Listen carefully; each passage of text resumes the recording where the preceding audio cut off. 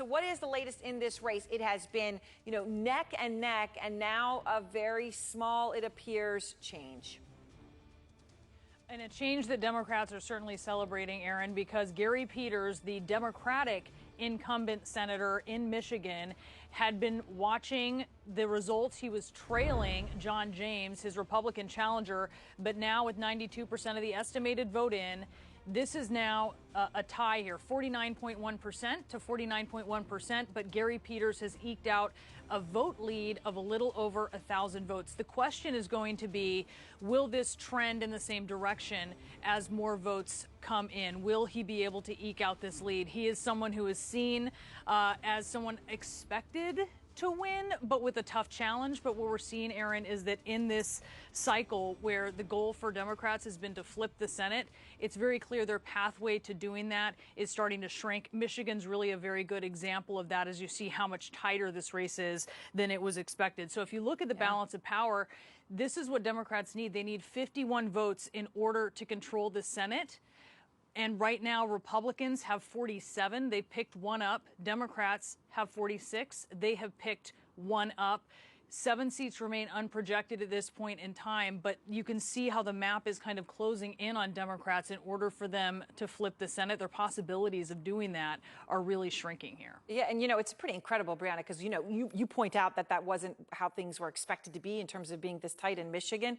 But in general, this was such a friendly map for Democrats, right? Only defending 12 seats. Republicans were defending 35. So Democrats came in with so much bluster coming in to taking over the Senate. What about some of the other crucial races that we have been watching, obviously up in Maine and Susan Collins, Arizona, Georgia?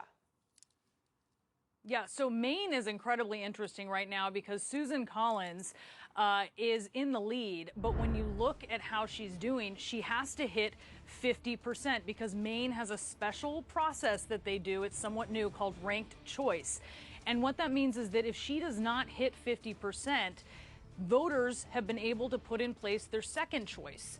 And that means that in the case of Maine, what you don't see on that board is that there's a third-party candidate who is getting some votes and actually campaigned telling people that they should put Sarah Gideon, the Democratic challenger, as their second choice. So as Susan Collins, if she does not hit that threshold right now, she's 40,000 votes ahead. But if she doesn't hit that percentage threshold, it's possible that there are voters who picked Sarah Gideon as their second choice. That's going to get peeled off to her. Arizona, you mentioned, that is a bright spot right now for Democrats because Mark Kelly, the former Navy captain, astronaut, you can see right here, he is really outperforming Martha McSally, the Republican incumbent for the Senate seat that was once John McCain's.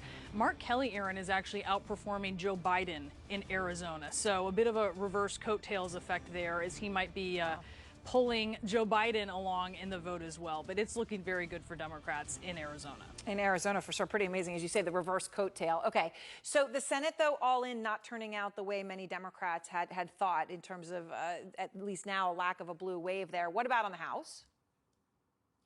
So I think the story of the House is somewhat similar to the Senate in that there's a bit of a status quo. We have seen some pickups if you look at the numbers there by each side. You see Democrats have picked up 2 seats, Republicans have picked up 2 seats. So there has been some switching.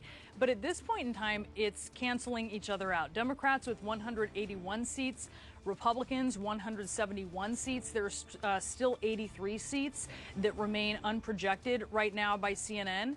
Democrats went into this, Aaron, expecting that they would maintain power, but not only that they would maintain control of the House of Representatives, but that they would be able to pick up more seats. And right now, as of this moment in time, and of course we are continuing to watch, we're continuing to have patience, a major shift in the numbers just doesn't appear to be happening at this point in time.